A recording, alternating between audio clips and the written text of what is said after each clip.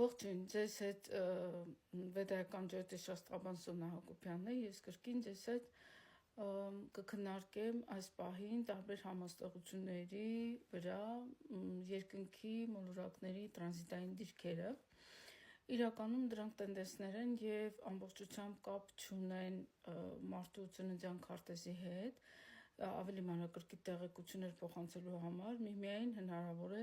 այդ տրանզիտը անհատի ծննդյան անհատական հորոսկոպի վրա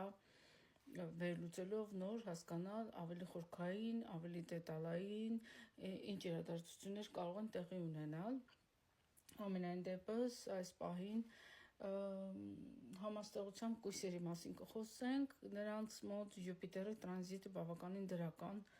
ասպեկտ ունի աշխատանքային իմաստով, դա իրենց մոտ սկսել է անցած տարվա մայիսի 14-ից մինչև 25 թվականի հոկտեմբերի 31-ը, շատ դրական, վերելքային, աշխատանքային տարի է եղել, որովհետև Յուպիտերը նրանց 10-րդ տանն է, նաև նրանք իրենց տան նույնպես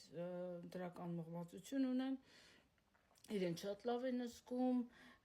անշարժ գույքի կամ տան մեջ հարմարավետության առաջընթացը բավականին լավ է։ Հոկտեմբերի 31-ից մինչև դեկտեմբերի 5-ը նույնպես հրաշալի ժամանակաշրջան էր եկամուտների առումով, որովհետև Յուպիտերը այստեղ էկզալտացում է և նրանց հնարավոր էր մարդիկ լինեին, ովքեր միանգամից խոշոր գումարներ ուղարկեին կամ ինչ-որ ներդրումներ անեին, բայց հետո երբ Յուպիտերը հետ վերադարձավ երկորյակի տարածք, կրկին իրենց աշխատանքային տարածքը դեկտեմբերի 6-ից 25 թվականի մինչև այս տարվա հունիսի 1-ը իրենք դեռևս ունեն հրաշալի աշխատանքային հնարավորություններ վերելք ունենալու, կոլեկտիվում հարաբերությունները կարգավորելու, նոր լավ աշխատանք, եթե ուզում են փոխեն, հրաշալի ժամանակաշրջան է այն փոխելու համար։ Անցյալ տարի խավարումների միջանցքը կույսերի առաջին և 7-րդ տներում էր, այսինքն իրենց